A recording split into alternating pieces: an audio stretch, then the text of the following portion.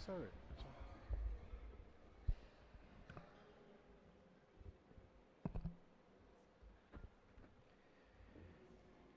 Jai Hind. Good morning, everybody. Respected Professor Dr. Vishwanath Karad, Mr. Rahul Karad, Professor S.N. Pathan, Colonel Vilas, members of the faculty, and my dear students. I feel it's a great honor that I have been invited to a prestigious institution like MIT, about which I have been only hearing so far. And today I have the privilege of standing in your college. Thank you very much for affording me this opportunity. At the very outset, let me clarify that I am no authority to speak on Islam. Having been to a convent school all through my schooling, and to Allahabad University and Madras University and Osmania University, where I learned everything except Islam. But whatever I am going to speak about is what I have seen, felt, heard from my friends, from my relatives, from my elders. And out of that experience that I am going to speak to you about things which have a very wrong notion about Islam. And I thought that who else can rectify that except a soldier of the Indian Army? I have been from the Kumaon Regiment, the same regiment where Dr. Vilas, Colonel Vilas was also there. He was much senior to me. But I had the honor of being commissioned into the 15th Battalion of Kumaon Regiment. I have seen all wars which the regiment has fought post-1971 war. I have fought the Kargil war. I have fought the Sri Lankan operation as part of the IPKF. So I am anything but a cleric to speak on religion. But I shall be also cheating myself if I say that I know nothing of Islam. In all these years of my life, I have only been observing, reading, and writing. And mostly since I went to Aligarh Muslim University, I got a lot of clarifications. You must be wondering what an infantryman was doing in a huge university like Aligarh Muslim University.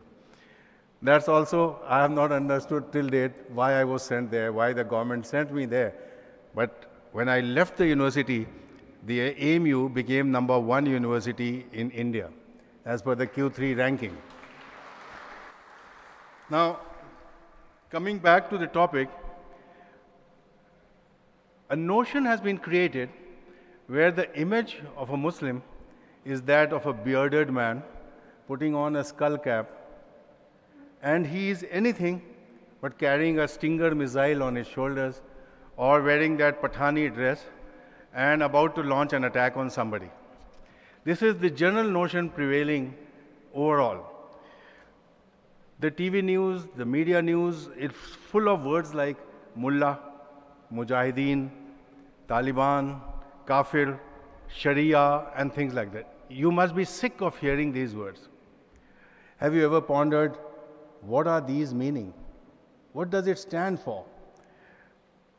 I stand before you today to clarify some of these things which I have read, which I have understood, and how it should be correctly interpreted and how it came about. Ladies and gentlemen, most of my community members were ignorant and continue to be ignorant about the teachings of Islam. And this is the ignorance which the rest of the community is paying the price for. Muslim nations are suffering most, you will agree with me, Muslim nations are suffering most at the hands of terrorism.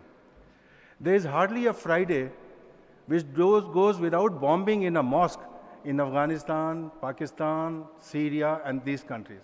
You have been hearing and reading about it.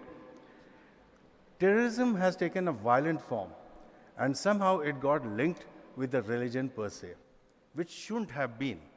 But unfortunately, that is the truth of life.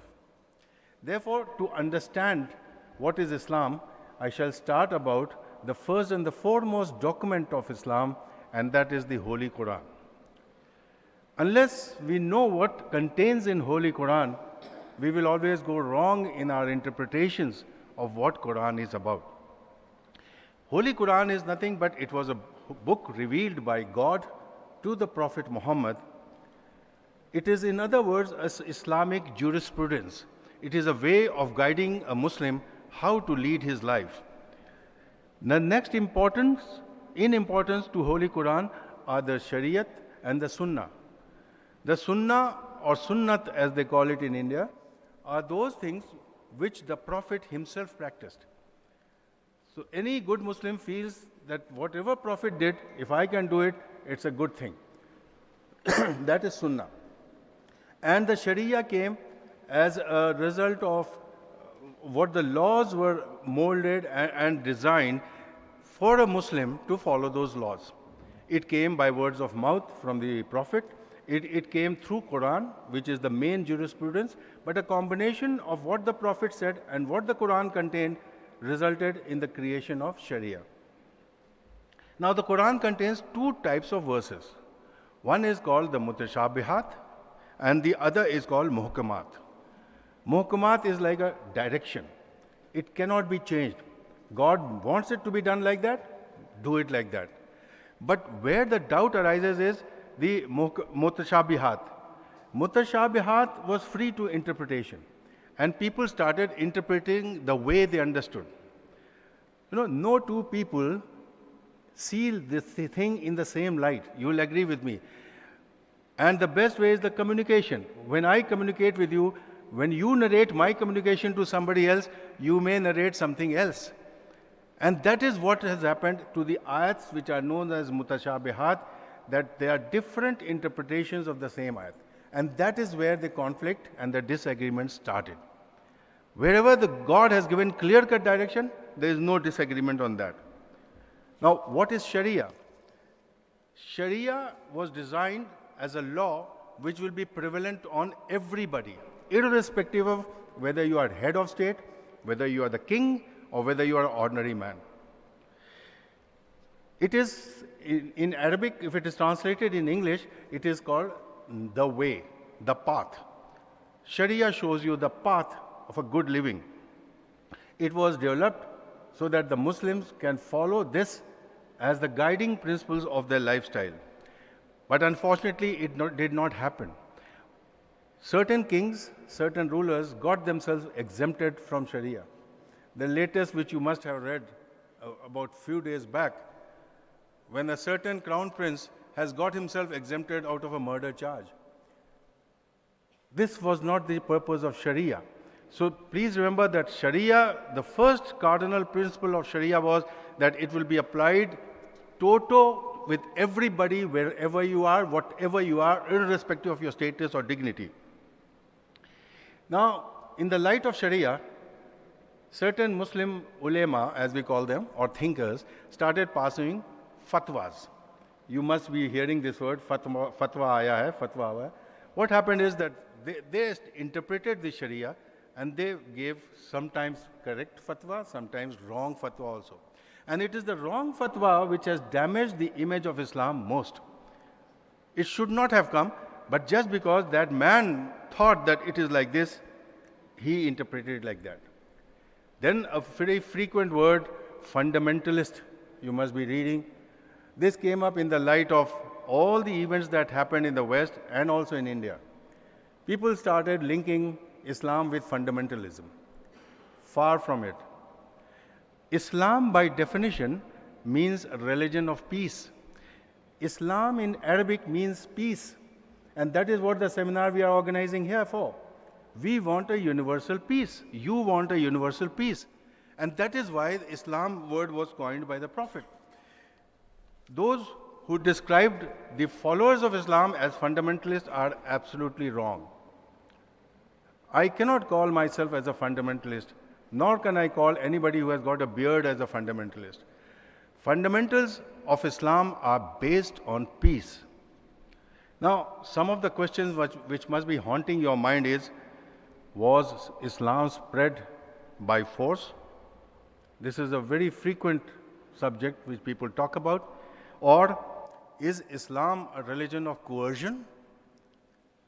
Or is it compatible with the modern life?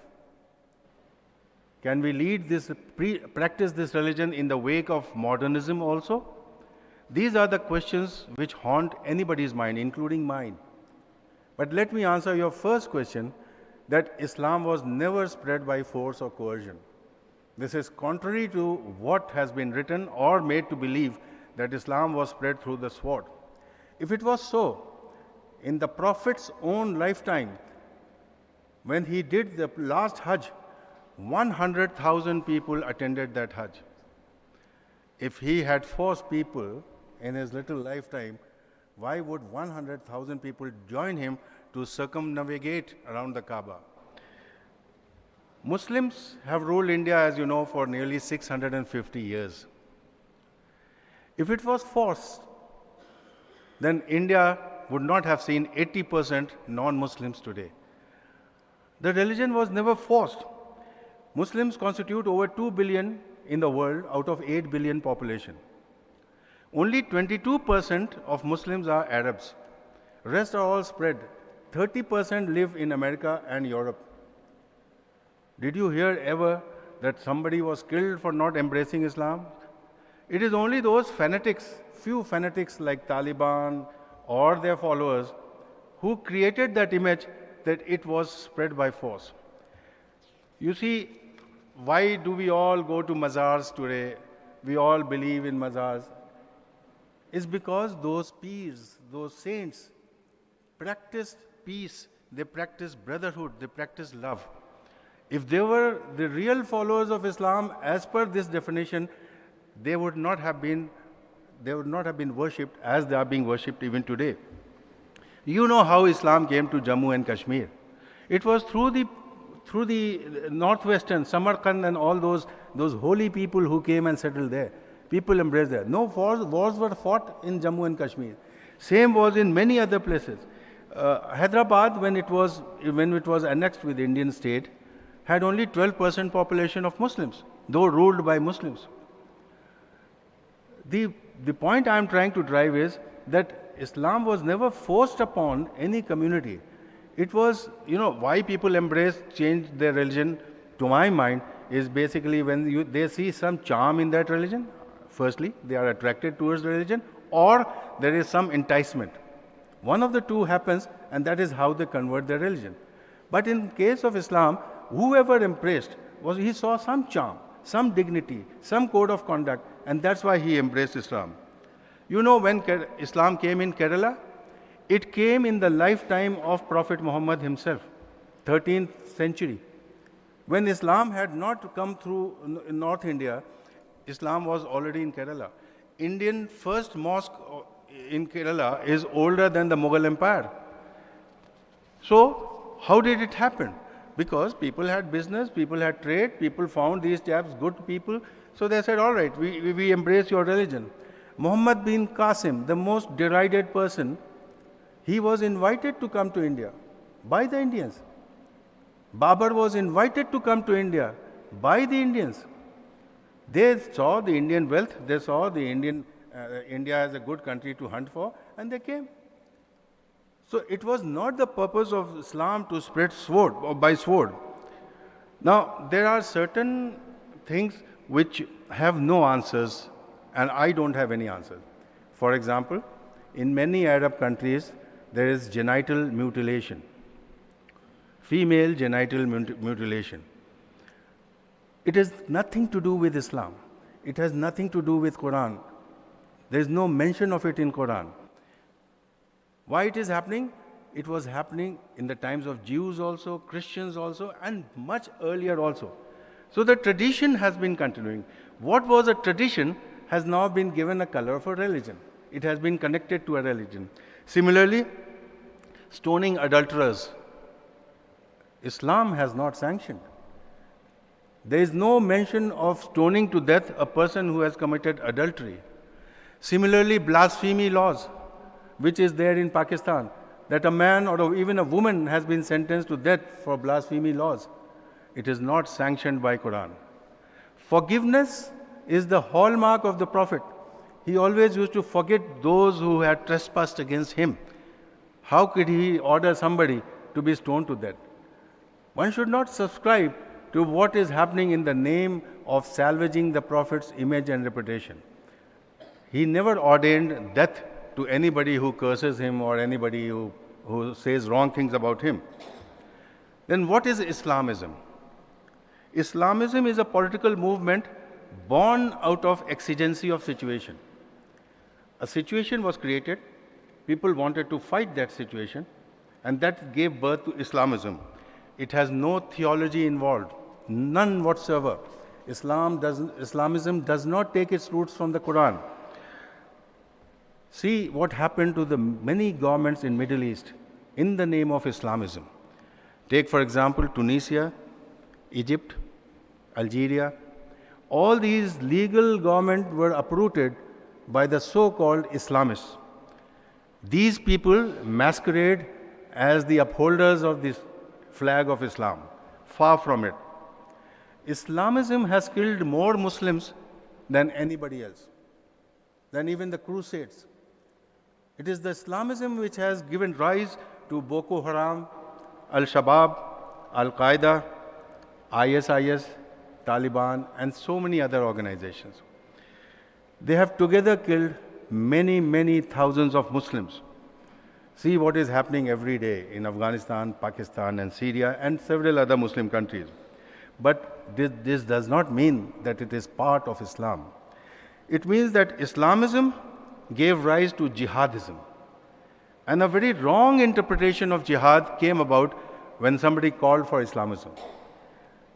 Jihad, what you hear and see about it, is not the thing which I will talk about it later.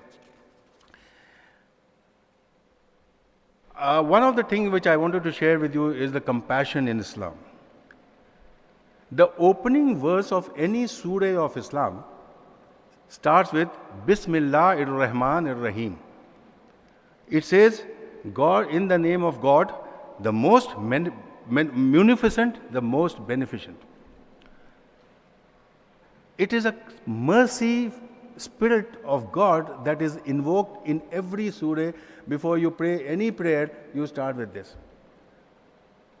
So you understand that the compassion feeling God himself has ordained, and he wants his followers to follow that. This verse has come about 113 times in Quran.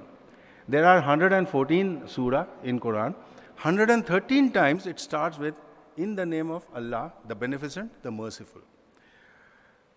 The central theme of Quran is compassion. अगर किसी के साथ आप मोहब्बत दिखा सकते हैं, please दिखाइए उसको. अगर किसी के साथ रहम कर सकते हैं, तो करिए. God never forbids not to exonerate a guilty person. God never stops from giving forgiveness to a person who has committed a crime. Compassion is the heart of every religion. It is the heart of Hinduism, it is the heart of Islam, it is the heart of Christianity. Every religion preaches compassion. One beautiful thing which Islam practices is zakat. Sadqa, zakat. You must have heard this word, zakat. Every Muslim who has the wherewithal and the monetary resources must give away a certain percentage of his income to the poor and the needy as a form of zakat. This is a wonderful form of compassion in Islam. I want to share my richness with my poor colleague. And it is not forbidding that you will not give to X, Y, Z. You can give to anybody whom you deem as a poor person. Muslims would be aware of the story of a woman who used to throw garbage on the head of the Prophet while he used to pass through her house for going for prayers. Every day she used to throw heaps of garbage on his head. One day that woman did not throw. The Prophet became anxious to know, where is that woman? Today she did not throw the garbage. And he went to her house to inquire, why didn't you throw the woman? Her relatives told that she is not well. The Prophet sat down there and he prayed for her well-being. That is compassion. There is a famous story of Hind.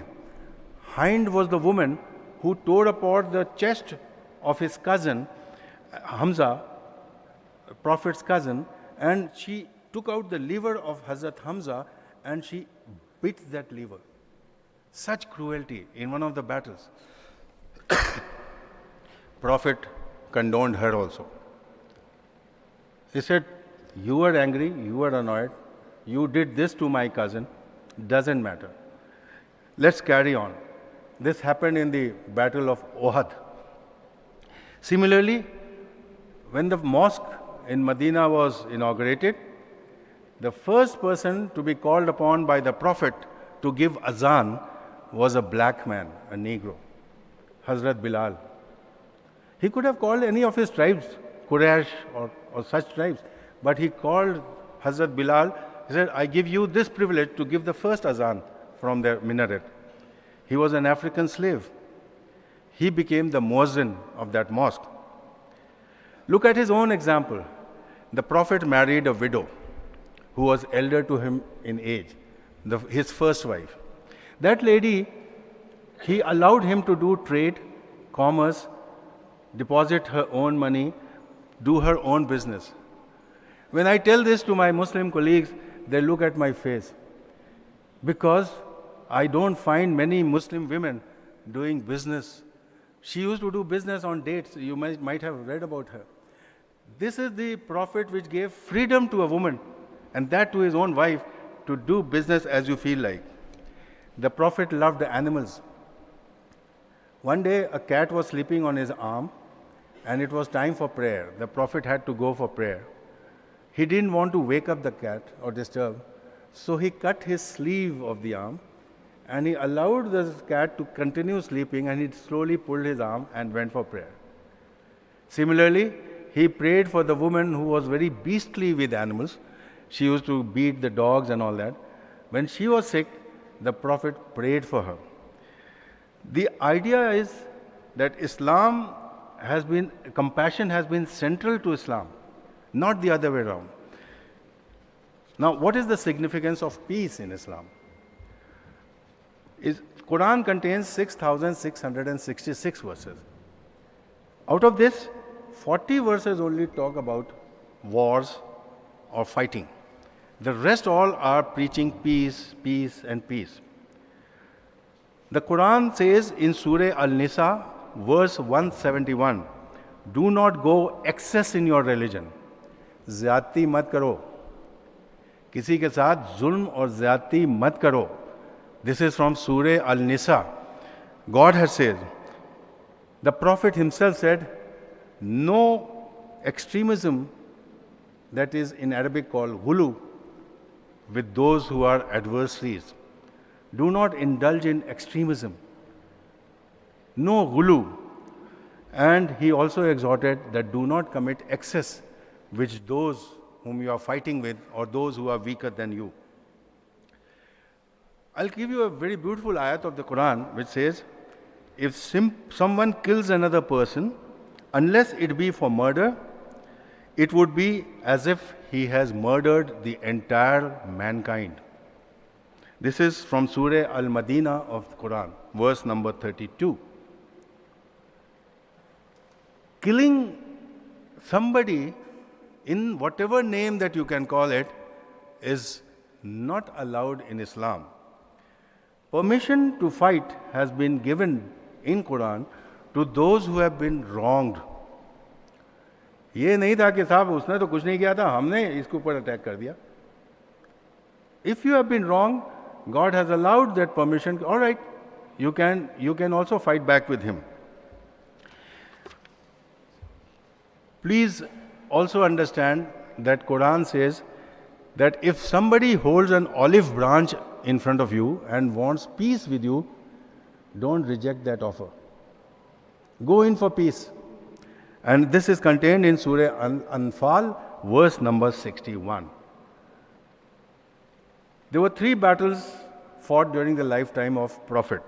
One was Battle of Badr, the other was Battle of Uhud, and the third was Battle of Trench. All the 3 were defensive battles. None of them were aggressive battles. The Prophet and his followers were defending themselves against the onslaught of the Quraysh who had come from Makkah.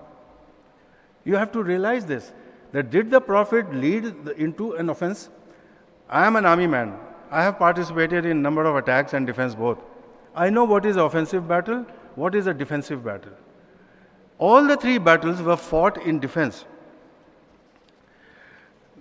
I have been told by my friends that there is a ayat in Quran which says, kill the mushrikeen. That is, those who are non-believers, kill them. It is true, it is in Surah Tawbah, but you have to understand in what context did God say that. It is after that battle, he said, if you see these mushrikeen, you may kill them, unless they pray with you or unless this is a part of the stratagem of war. This cannot be seen as a command for all times to come. It is not a command for all times to come. It was in the light of that battle, when the adversary was fleeing away, that this ayat came to the Prophet. And after that, it was stopped. So it should not be construed that it has got a blanket sanction to kill anybody whom I feel like. I will not touch upon jihad. I hope I am not taking much of your time. Now, jihad is one word which is very often misunderstood. The literal meaning of jihad is struggle. In Arabic, if you translate into Urdu or English, it means to struggle. I struggle in the name of God. I struggle for intellectual gain. I struggle for spiritual, social, economic, political, and it's sometimes physical. That is the purpose of a jihad. This is an important Islamic tenet which has been misrepresented, misused, and put to wrong interpretations by many of us.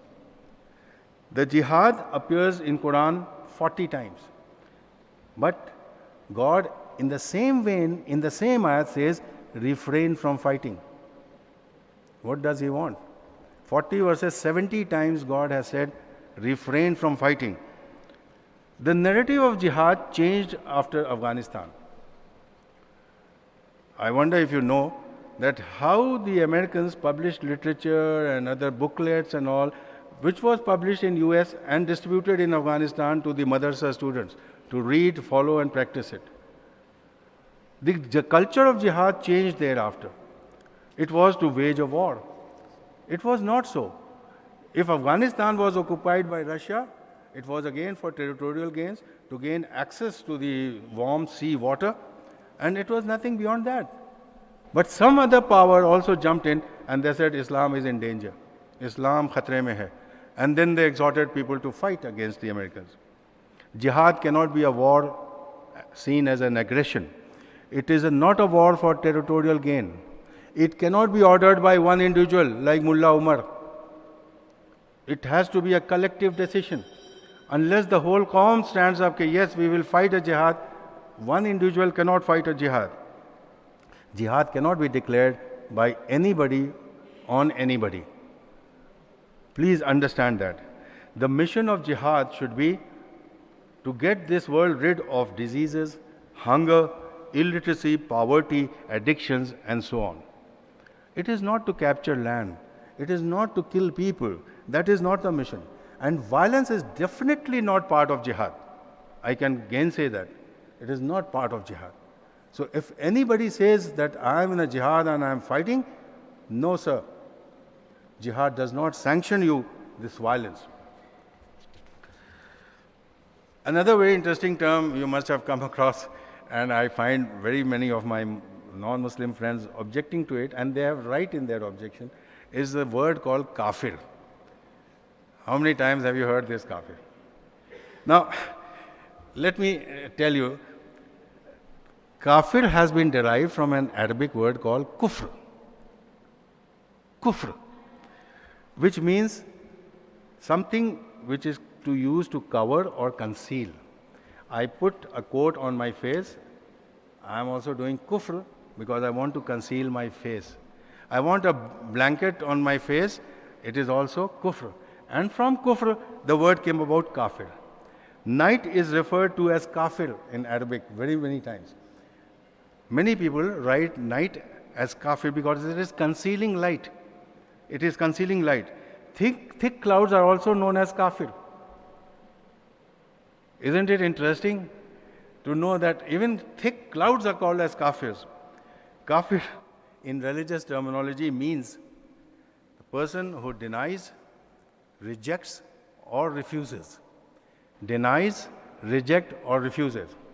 So, if I believe in certain God, you don't believe, I'll call you kafir, and you believe in certain God, I don't believe, you call me kafir. You can call me kafir. It is not exclusive to any community. If a capitalist is there, he will call a communist as a kafir. A communist will be called as kafir. Understood? So please see the use of that word. The third thing which Muslims are notoriously famous is for producing children. Again, this polygamy thing is also being spread quite a bit. Actually, there's a lot of agenda, but not reality in that. I'll quote you a beautiful verse from Surah Nisa of Quran, which will tell you what does Allah want. Allah has permitted 4 wives to Muslims. And why 4 wives? Because Islam at that stage was a growing religion. Allah wanted more population. So therefore He allowed 4 wives. But in the same surah, He says, and I'm reading out blanket from that, you shall never be able to be fair and just as between women, even if it is your ardent desire. आप बराबर से 2 औरतों को एक नज़र से नहीं देख सकते. This is the truth of life. God says, if you can abstain from 4 marriages, please do so. Please do so. This is in verse number 129. So 4 marriage does not give you liberty to every Muslim to marry 4 times. God Himself cautions you that there will be problem. And you see any household where there are more than 1 wife, how many problems are there? So it is not in the interest of Islam or anybody else. The correlation between polygamy and demography is also very strange. As per 1981 census, there was for every 1,000 Muslim females, there was 1,068 males. 1,068 males, 1,000 females. Now, if every Muslim is going to marry 4, how is this possible? Can it happen? 68 males will go without a wife.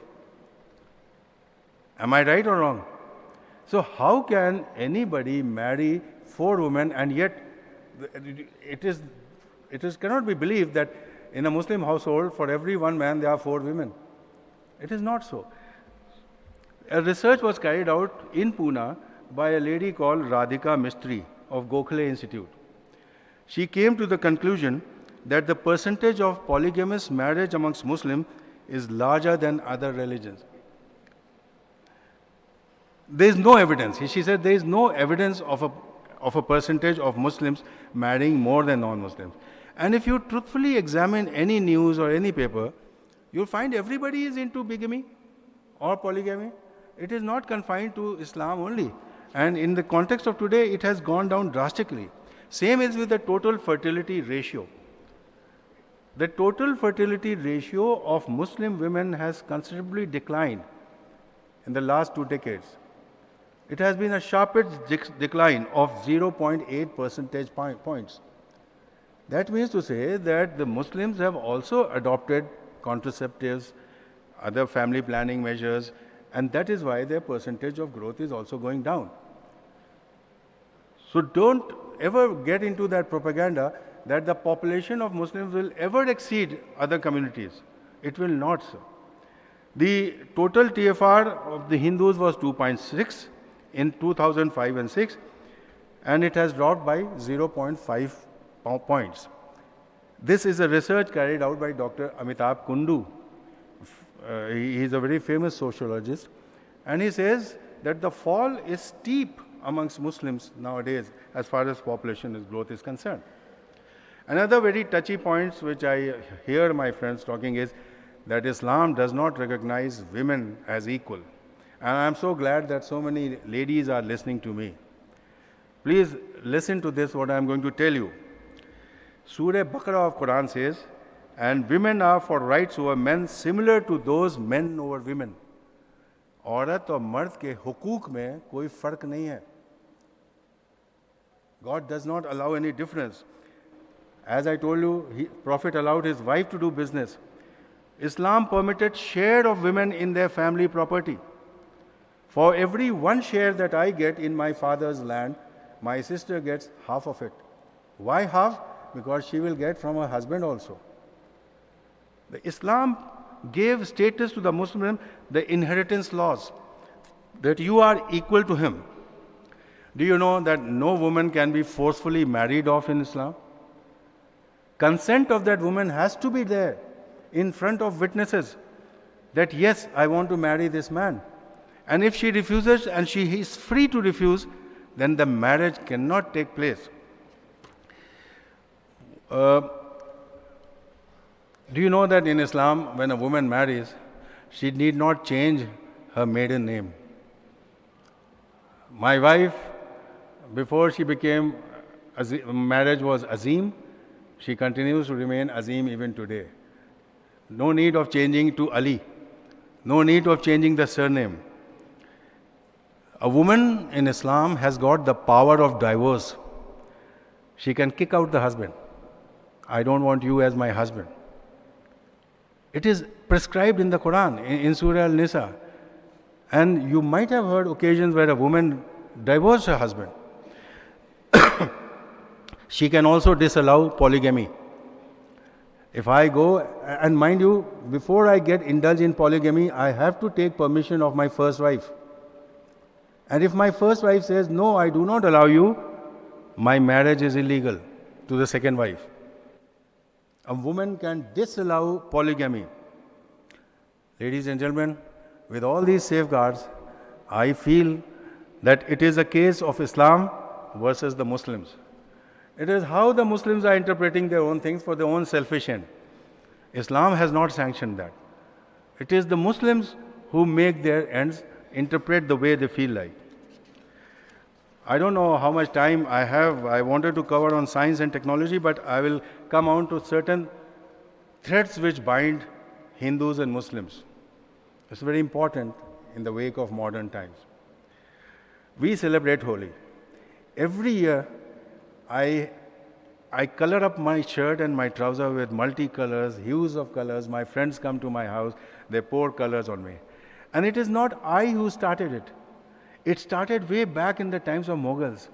It started from Akbar, went on to Akbar, from Bahadur Shah Zafar, and went on, Akbar to Bahadur Shah Zafar.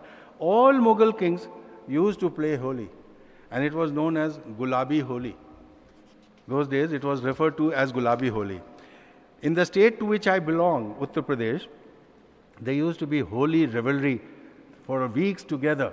And the people who used to compose that songs were like Mir Taqi Mir, Asafud Dawla, who was Nawab of Awadh, Hazrat Nizamuddin, the famous saint whose grave is in Delhi. He used to write paeans for Holi. His faithful friend, Hazrat Amir Khushru, he also used to write about Holi. The Pink Festival was celebrated by all of them. The Sufi saints, and I'm sure you all must have at some point of time visited their dargah. Look at the spirit. There is nobody of any religion. Everybody is of the same human race, same humankind. Everybody visits there. You may be aware of the Muslim sisters who recite Gita in the temples of Varanasi. You must have read about the Muslim actors who perform Ram Leela in Ayodhya. It has come in times of India. I have read it myself. In 1981, when I was a young captain posted in Jalandhar, my wife had twin delivery. Unfortunately, both the boys died, but she lost a lot of blood in that delivery. She is O negative. I was not getting this blood because it's a rare group, as you know. My whole battalion lined up outside the military hospital Jalandhar to donate blood. And finally, they got 4 bottles of blood to give to my wife. And do you know who they were? They were 2 Kumaunis, 1 Sikh, and 1 Maratha gentleman. Not a single Muslim. Now, what do you call my wife as? What blood she is carrying? She is carrying blood of Indians. She is carrying blood of humanity. She is carrying blood of human beings. And that's what convinced me that it is humanity which is more important than any religion. At every time that you face difficulties in life, it is human being which will stand by you. One of the most powerful staging of Ram Leela is held where, you know? Can anybody tell me? Most powerful, attractive staging of Ram Leela. It is held in Indonesia and Malaysia. Their artists come to India also to perform. Similarly, if you have heard an airline called Garuda, whose airline is Garuda? Can anybody tell me which country's airline is Garuda? Indonesia. Gentlemen, this is what is humanism. Garuda hai, and what is Garuda? I don't have to tell you. Similarly, the statue of Saraswati is in front of the US Embassy in United States, Indonesian Embassy in United States. The statue of Saraswati. Next time you go to Washington, please have a look at it. This is called tolerance. This is called tolerance. And I'm so glad that you all have organized this wonderful seminar on peace. Unless we have that, human being will perish on their own. Continue fostering peace, and I must congratulate Dr. Karat for the wonderful idea that has started about. This is what his life is all about. Please, for God's sake, promote peace and understanding. And if we do that, the world will be a heavenly place to live in. Thank you very much. I am grateful. Thank you. God bless you.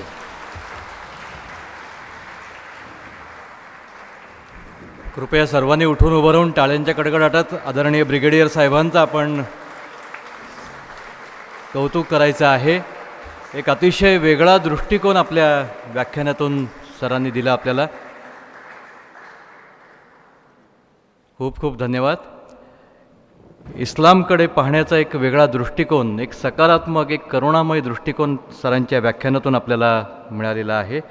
यानंतर या कार्यक्रमाच्या पुढे जाताना यापुढचे वक्ते आपल्याच कुटुंबातील आदरणीय doctor SN. Pathan sir यांना मी विनंती करतो, कृपया आपण आपला विषय या ठिकाणी मांडावा. आपला विषय आहे सहिष्णू भारत संपन्न जीवन. आदरणीय डॉक्टर पठाण सर.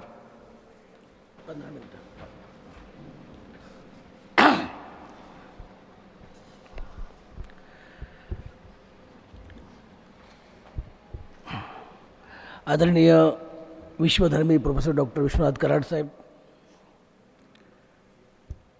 आमचे मित्र आदरणीय ब्रिगेडियर सय्यद अहमद अली साहेब,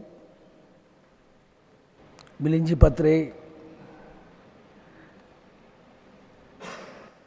या ठिकाणी उपस्थित निमंत्रित आणि प्राध्यापक बंधू आणि भगिनींनो, मला विशेष आनंद यासाठी होतो आहे की माननीय कराड साहेबांचं स्वप्न विश्वशांतीचं त्यांच्या हयातीमध्येच पूर्ण होतं आहे.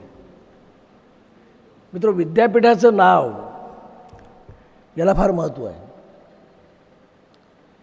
आणि म्हणून आपल्या महाराष्ट्रामध्ये एक परंपरा सुरू झाली की विद्यापीठाची नाव बदलली आपण. म्हणजे राजसंत तुकडोजी महाराज नागपूर विद्यापीठ, गाडगे महाराज विद्यापीठ अमरावती, सावित्रीबाई फुले पुणे युनिव्हर्सिटी, शिवाजी विद्यापीठ कोल्हापूर. आणि कराड सरांचं स्वप्न होतं की याचं नाव विश्वशांती विद्यापीठ, भारतातलं पहिलं. आणि विश्वशांतीचा अजेंडा आज मान्य कराड साहेबांनी आपल्या सर्वांच्या पुढे, प्राध्यापकांच्या पुढे, विद्यार्थ्यांच्या पुढे ठेवलेला आहे. आणि म्हणून आज माननीय ब्रिगेडियर साहेब या ठिकाणी झाले. मित्र, याचं कारण असं आहे की हा देशच ऋषीमुनींचा देश आहे. आपण भाग्यवान आहोत. नेहमी कराडसाहेब म्हणतात की दुर्लभे भारत जन्म. भारतात जन्म मिळणं हीच दुर्लभ गोष्ट आहे. आपला जन्म या देशामध्ये झाला आणि आपण भाग्यवान आहोत. हा देश ऋषीमुनींचा देश आहे. आता सांगत होते सैयद अली साहेब, हजरत पैगंबर स्वतः असं म्हणाले कि मुझे इंडिया से यानी हिंदुस्तान से मुझे खुशबू आती है की धर्माचा खरा प्रसार हा भारतातून होईल. त्यावेळेला त्यांच्या काळामध्ये 1400 वर्षापूर्वी असा भारत देश आहे. आणि म्हणून या ठिकाणी विश्वशांतीचा हा जो यज्ञ माननीय कराड साहेबांनी मांडला आहे, मी असं म्हणतो कधी कधी की सर तुम्ही 1983ला जेव्हा ह्या विश्वशांती विद्यापीठाचं किंवा याचं बीज रोपटं या MITच्या माध्यमातून लावलं आणि त्या रोपट्याला खतपाणी जे घातलं ते आमचं नॉर्मल पाणी किंवा नॉर्मल फर्टिलायझर नव्हते, ते आध्यात्मिक खत होतं. ते विश्वात्मक विचार मांडणाऱ्या ज्ञानेश्वर माऊलींचं पसायदान होतं. आणि म्हणून हा वृक्ष बहरला आणि त्याला विविध प्रकारची फुलं आली. झाडाला एकाच प्रकारची फुलं येतात, विविध प्रकारची येत नाहीत. पण हे MITत घडलं आणि म्हणून एकीकडे engineering college, mug marine college, mug school of design, mug medical college, mug physiotherapy, mug dental, म्हणजे काय नाही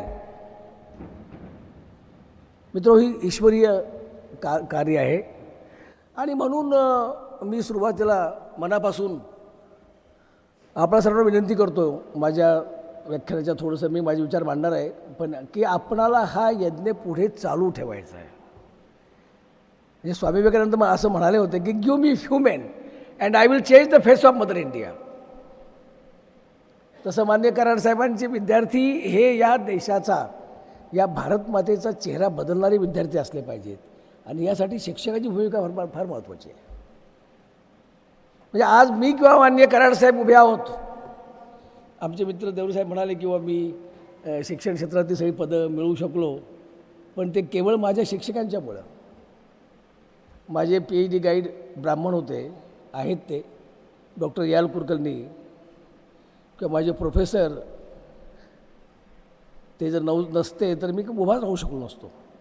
आणि म्हणून शिक्षकाचं काम फार महत्त्वाचं आहे. आणि म्हणून हा जो सय्यद साहेब म्हणाले की हा सेमिनार आहे, सेमिनार नाही sir, this is the endowment lecture series, this is the faculty development programme of this institution. इथे प्राध्यापक तयार करायचे आहेत विशिष्ट विचाराचे.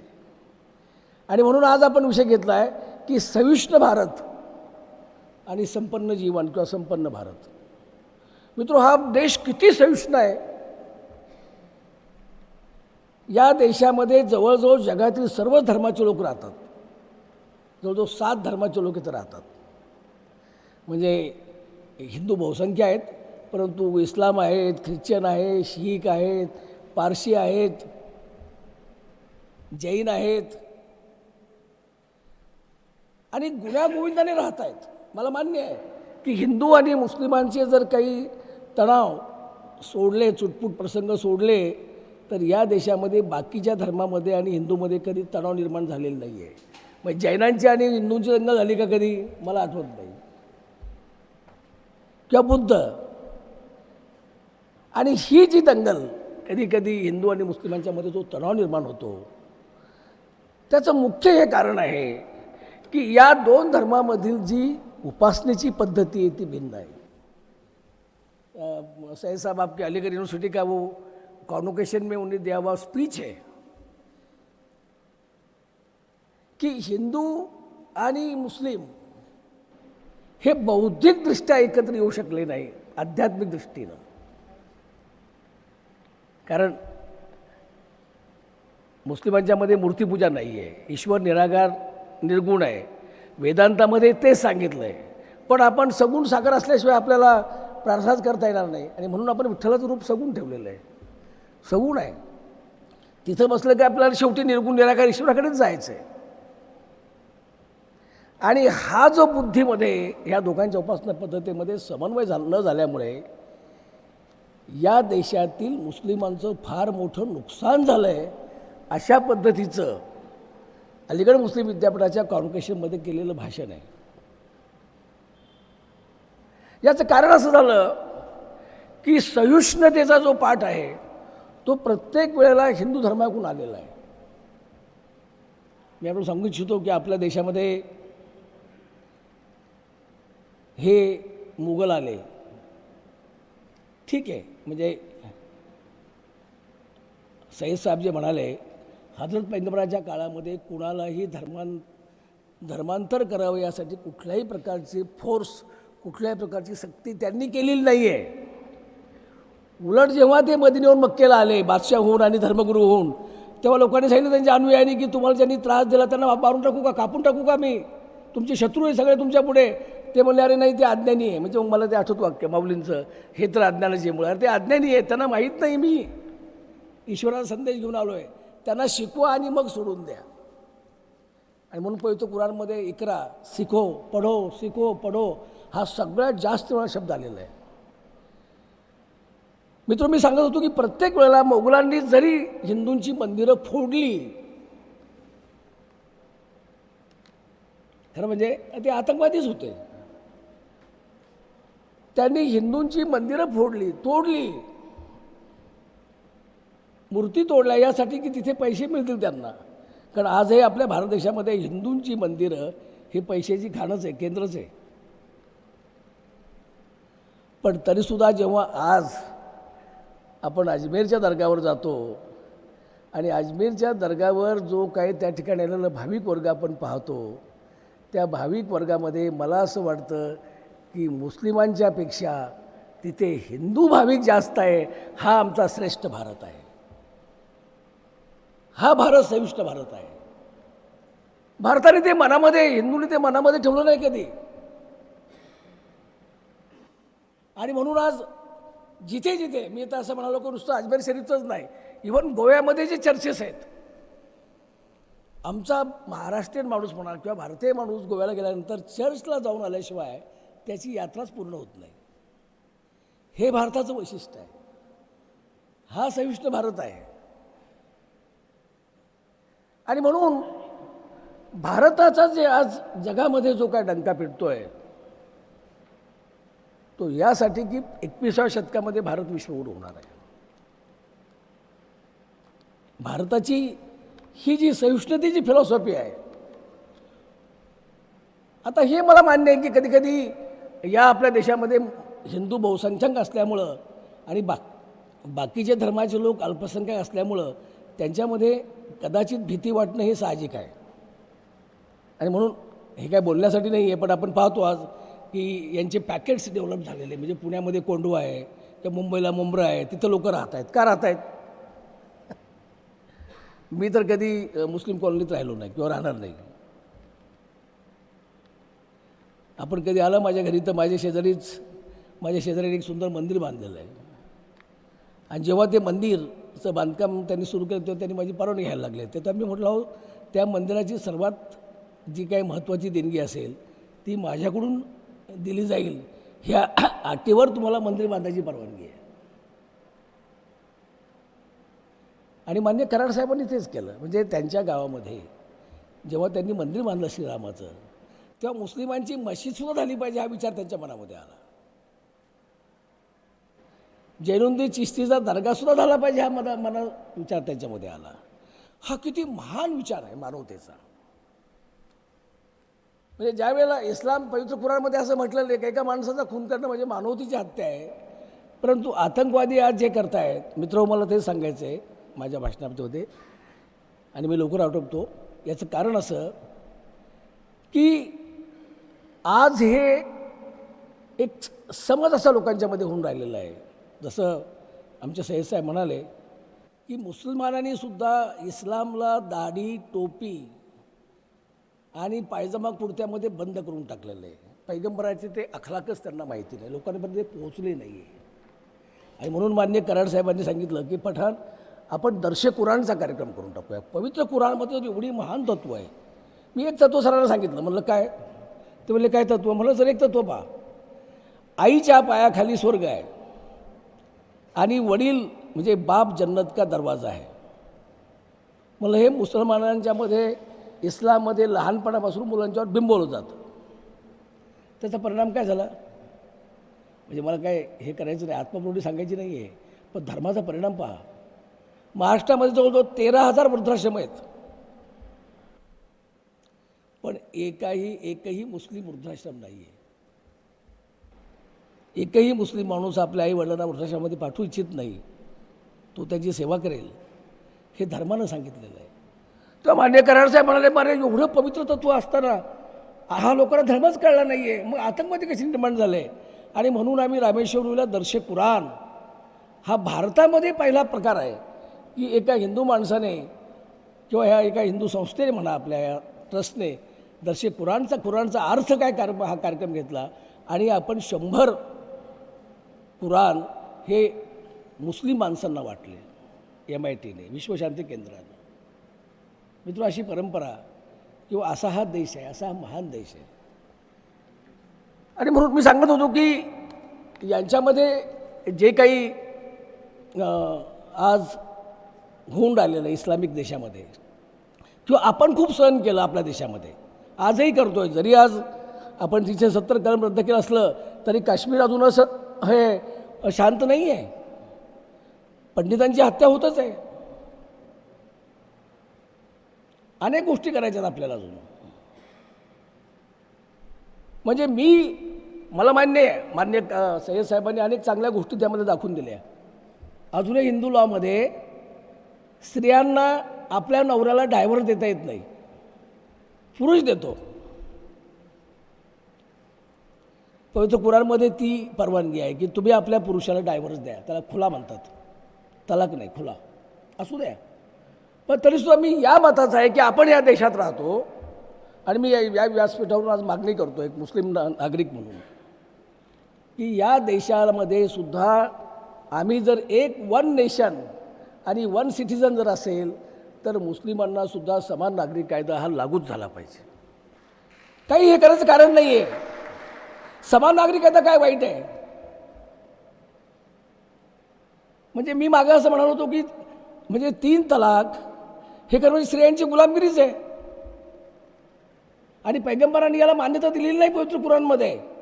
याला तलाक हे बिदअत म्हणतात. लोकांना असं वाटलं की पवित्र कुराणमध्ये 3 तलाक आहे, तोंडी तलाक. अजिबात नाही आहे. पवित्र कुराणप्रमाणे तलाक देणंच अवघड आहे. त्या स्त्रीला तुम्ही देऊ शकत नाही तलाक. कारण तलाक देण्यापूर्वी तिच्याबरोबर 1 महिना एका खोलीत राहायचं आहे.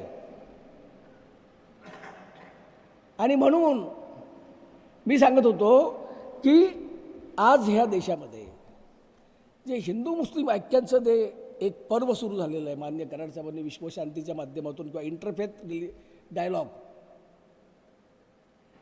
हे जे सुरू केलेलं आहे याची या देशाला फार मोठी गरज आहे. कारण जर आपल्या देशामध्ये जर विविध जातीमध्ये असंतोष असेल, आपण जर एकत्र नसू आणि आपली जर ताकद अशी विभागून जाणार असेल तर मग आपल्याला मात्र महासत्ता सोडा पण विश्वगुरू कसं बनता येईल. आणि म्हणून स्वामी विवेकानंद असं म्हणाले होते की राहू द्या सगळे धर्म, ते एकाच ईश्वराने निर्माण केलेले आहे, शेवटी सगळे ते ईश्वराकडेच येणार आहेत, त्या सगळ्यांना त्या समुद्राला मिळतात. तुमच्या हातात कोणती पताका आहे, निळी आहे का हिरवी आहे का भगवी, हे महत्त्वाचं नाही आहे. एकत्र या, वाटल्यास ती पताका घेऊन एकत्र या आणि आपण एक मानवतेचा पूल उभारूया, प्रेमाचा, जो मान्य कराड साहेबांनी श्री राम रहीम सेतू उभारला आहे. मग तो कधी कधी कराड साहेबांचं काम आपल्याला लक्षात येत नाही, कारण मी त्यांची स्तुती करत नाही बरं का, कारण त्यांना आवडत नाही ती, मला मान्य आहे. आपण त्यांच्यावर राहतो त्यामुळे त्यांचं काम लक्षात येत नाही. पण श्री राम रहीम मानवता सेतू बांधणं ह्या 2 विचाराला जोडणारा हा किती महान विचार आहे. आणि हे केवळ सहिष्णु भारतामुळे झालेलं आहे. आपल्याला तो तरुण तुर्क संवाद एकनाथ महाराजांनी जो लिहिलेला आहे तो माहिती असेल, कारण एकनाथ महाराजांचे गुरु हे जनार्दन स्वामी आणि जनार्दन स्वामींचे गुरु चांद बोधले हे मुस्लिम होते. आणि म्हणून मी असं म्हणतो की MIT हे विद्यापीठ जे सुरू झालं त्याला वारकरी संत ज्ञानेश्वर माऊली आणि तुकाराम महाराज यांचे विचार आणि स्वामी विवेकानंदांचं तत्त्वज्ञान याच्यावर हा संपूर्ण पाया उभा आहे. आपण भाग्यवान आहोत की माननीय कराड साहेबांनी हा वारकरी संत म्हणजे ज्ञानेश्वर माऊलींचा विचार घेतलेला आहे. काय ज्ञानेश्वर माऊलींचा विचार आहे. ज्या वेळेला हा संपूर्ण समाज जातीपातीमुळे दुभंगून गेला होता, सत्व विसरून गेला होता, आत्मविश्वास संपून गेला होता, बाबासाहेबांना 5 वर्ष राम मंदिरामध्ये येऊ दिलं नाही, काठ्या खाल्ल्या, आणि माऊलींना तरी किती छळलो. माऊलींच्या आईवडिलांना आत्मसमर्पण करावं लागलं. त्या माऊलींनी विश्वात्मक विचार मांडला आणि तुकाराम महाराज म्हणाले की विष्णुमय जग वैष्णवाचा धर्म, भेदाभेद ब्रह्म अमंगळ, आणि म्हणून मुस्लिम संत तयार झाले. शेख महाराज, शेख मोहम्मद महाराज हे श्रीगोंद्याचे, हे आपली दिंडी घेऊन पांडुरंगाला निघाले, विठ्ठलाला निघाले. काय महाराष्ट्र आहे, काय सहिष्णुता आहे. अगदी अलीकडील संत जैतूनबी, त्यांचा आळंदीला आश्रम आहे जैतूनबीचा, एक महिला मुस्लिम संत. आणि म्हणून मित्र मी असं एवढंच म्हणेल की आपण हा जो मान्य कराड साहेबांनी विश्वशांतीचा जो संदेश घेतला, आपले विद्यार्थी आपल्याला उत्तम सर्वोत्तम करायचे. टेक्नॉलॉजीमध्ये त्यांच्या शास्त्रामध्ये तर त्यांना नंबर 1 शिक्षण द्यायचं आहेच, पण आपला माइंडसेट जर चुकीचा असेल तर मग इमारत उभी राहणार नाही नीट. आणि म्हणून सर्वांना घेऊन पुढे जायचं आहे आपल्याला, मानवतेचं काम करायचं. मान्य कराड साहेबांनी जो डोम बांधलेला आहे, मी त्यांना सांगत होतो सय्यद साहेबांना की 54 पुतळे आहेत तिथे आणि इस्लाममध्ये पुतळा नाही. मग काय केलं तर त्यांनी बाबा बुल्ले शाह, एक संत जसे तुकाराम महाराजसारखे दिसतात त्यांचे विचार, ते त्यांचं पुस्तक आहे माझ्याकडे, बाबा बुल्ले शाह, ते बाबा बुल्ले शाहांचा पुतळा तिथं बसवलेला आहे. हा जो महान विचार आहे याची आपण पाईक आहोत आणि त्याचीही व्याख्यान मला होते, याच्याबद्दल मला मनस्वी आनंद होतो आहे. आणि मी शेवटी एकच म्हणेल की राष्ट्रसंत तुकडोजी महाराज ज्याप्रमाणे म्हणाले, आपल्याला माहिती असेल या संतांनी एवढं मोठं काम केलेलं आहे. राष्ट्रसंत तुकडोजी महाराज एक संत आहे, त्यांनी सुलेमान पठाण गुरुजी यांच्या हस्ते गणपतीची प्रतिष्ठापना केलेली आहे अमरावतीमध्ये. लोकांनी खूप टीका केली, ते म्हणले मला चालेल. आणि राष्ट्रसंतांनी सामुदायिक प्रार्थनेनंतर मुस्लिमांना सांगितलं की अजून तुमची नमाज तुम्हाला करायची असेल तर करा, स्टेज अवेलेबल आहे. मी संपवतो. आणि म्हणून मित्र मी एवढंच म्हणेल शेवटी की आपल्याला शेवटी पाकिस्तानची या देशाची जी फाळणी झाली अनैसर्गिक आणि सांप्रदायिक सद्भावाच्या ठिकऱ्या उडाल्या आणि लोक ती जखम अजून विसरलेली नाही आहे. पण ती पिढी आता जवळजवळ संपत चाललेली आहे. आता तरुण पिढी आली, नवीन पिढी आलेली आहे. आता आपण हा देश पुन्हा घडवूया. आपण एकत्र येऊया सर्व जाती जमातीचे लोक. आपण विसरूया धर्माधर्मामधलं हे अंतर, कारण शेवटी सगळं एकच आहे. लकीरे है तो रहने दो, किसी पागल ने खींची थी, गुलजार म्हणतात. आवो इसे हम बनाए पाला और खेले कबड्डी. ब्राह्मण नाही, हिंदूही नाही, न मी एक पंथाचा, तेच पतीत की जे अखंड ती प्रदेश साकल्याचा. आणि मी शेवट एका ह्या केशवसुतांच्या कवितेने माझा भाषणाचा शेवट करतो. त्यापूर्वी मी असं म्हणेल की हिंदू बांधवांनी जी काही सहिष्णुता आहे देशामध्ये दाखवली आणि म्हणून हा देश उभा आहे. आता पाळी आहे मुस्लिम बांधवांची. त्यांनीही सहिष्णुता आता सुरू करायला पाहिजे. ती विश्वशांती विद्यापीठातूनच होईल, ती आमचेच मुलं करतील. आपल्या महाविद्यालयामध्ये शिकणाऱ्या मुसलमान विद्यार्थ्यांनी सुद्धा या अतिरेक्यांचा निषेध केला पाहिजे. त्यांच्या विरुद्ध मोर्चा काढला पाहिजे की हे इस्लाम खतरे में म्हणतात, पण हे मुसलमानांना सुद्धा मारून टाकतात. अफगाणिस्तानमध्ये काय आज इस्लामिक देशामध्ये ते काय फक्त परत धर्मीयाच्या बाबतीत नाही आहे, ते आपल्या देशातल्या लोकांना, आपल्याच धर्माच्या लोकांना मारून टाकतायत. आणि केवळ त्यांचा चेहरा जरी अतिरेकी असला तरी त्याच्या पाठीमागे अनेक बहुमुखी राक्षस आहे. मग त्याच्यामध्ये ते ड्रग्ज आहे, त्यामध्ये शस्त्रांचा काळा बाजार आहे, त्यामध्ये सत्ता हस्तगत करायची वाटेल ते करून. आणि म्हणून हे आपण समजून घेतलं पाहिजे. आणि केवळ मुसलमान अतिरेकी म्हणून आपल्या देशातल्या मुसलमानांचा आपल्याला संताप किंवा द्वेष करून चालणार नाही. ते आपले बांधव आहेत, त्यांनासुद्धा ह्या देशाच्या निर्माणमध्ये त्यांना सामावून घ्यायचं आहे. एवढी मी शेवटी आपणाला अपील करतो. आणि अरे हिंदू मुसलमान, प्राण देशावरी कुर्बान, परी यादवी की लांछन, अल्ला रामा, बोला अल्लाह है राम, करा पैगंबरा प्रणाम, आहे तुम्हा आम्हा हराम, बंधू द्वेष. भारत माता की जय. Thank you very much.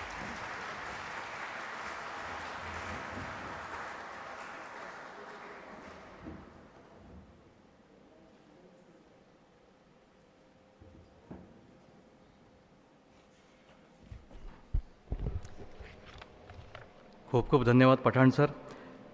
सहिष्णू भारताची संकल्पना आणि सर्वधर्म समभाव, समान नागरी कायदा अशा अनेक विषयांवरती स्पर्श करत सरांनी अतिशय सुंदरपणे आपले विचार या ठिकाणी प्रगट केले आणि आपल्या मनामध्ये, शिक्षकांच्या मनामध्ये एक नवा विश्वास त्यांनी जागृत केला. सर आपले खूप खूप धन्यवाद. यानंतर कार्यक्रमाच्या समारोपाकडे जाताना मी आदरणीय मिलिंद पत्रे सरांना विनंती करतो, कृपया आपण इथे सर्वांचे आभार मानावेत. आदरणीय पत्रे सर.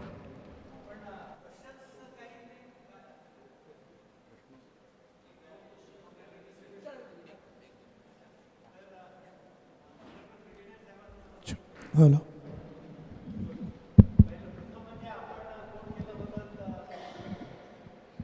कि Sindh, Muhammad bin Qasim was invited to India. That is true.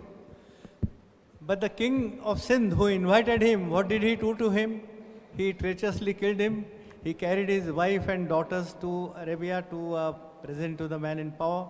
And also his men carried some other women who were sold in slave market. So how would you explain that? Second question is, while I am... Only one.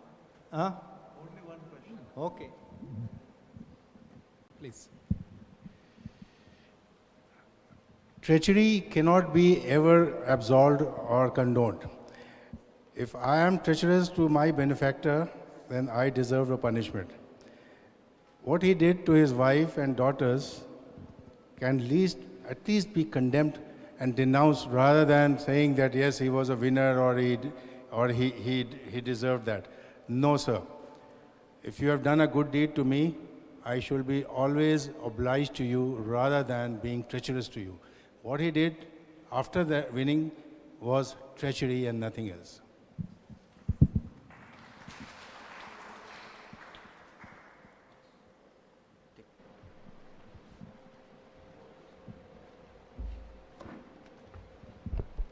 बहुत बहुत धन्यवाद sir. Thank you so much. अच्छा, एक सवाल.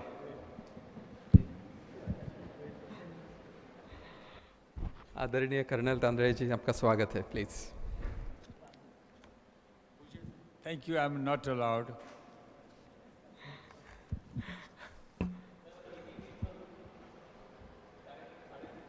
Yes sir. Yes sir. Thank you.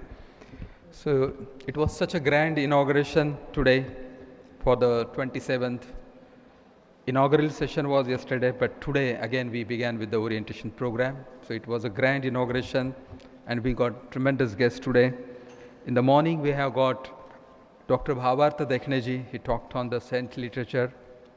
It was a spellbounding session, and being a very educated person also, but he talked very lucidly about the messages in the Dnyaneshwari, Bhagavad Gita, Vadkari Sampradaya. So it was such a beautiful session. So I thank him for the morning session. In this session, we got Honorable Brigadier Syed Ahmad Ali Ji, ex-Pro Vice Chancellor, Aligarh Muslim University. And in his 40-45 minutes, purely academic session, he conveyed what Islam is and what Islam is not. And what he said, the crowning glory of the session was, it is Islam versus Muslim, in a way. So that spelled everything what he conveyed, and it was such a beautiful session. Thank you so much, sir, for coming. Revered Professor Dr. Karad, sir, always blesses us with his divine light and wisdom. Thank you so much, sir. And our own Dr. S.N. Pathan, sir, former Vice Chancellor of Nagpur University. We have known each other since last 20 plus years, and before joining MIT also we were having sessions each other. So thank you so much, sir, for such a wonderful, and when Pathan sir speaks, it doesn't feel that some Islamic scholar is teaching. He is a blend of all the Hindu plus Muslim together, and when he said it, it was really a courageous statement that yes, even Muslim also should come forward in denouncing when it is a wrong. They should come and speak that yes, it is wrong. A very courageous approach. Thank you so much, Chancellor, for this. And this morning session, in the afternoon, we have got a very important session.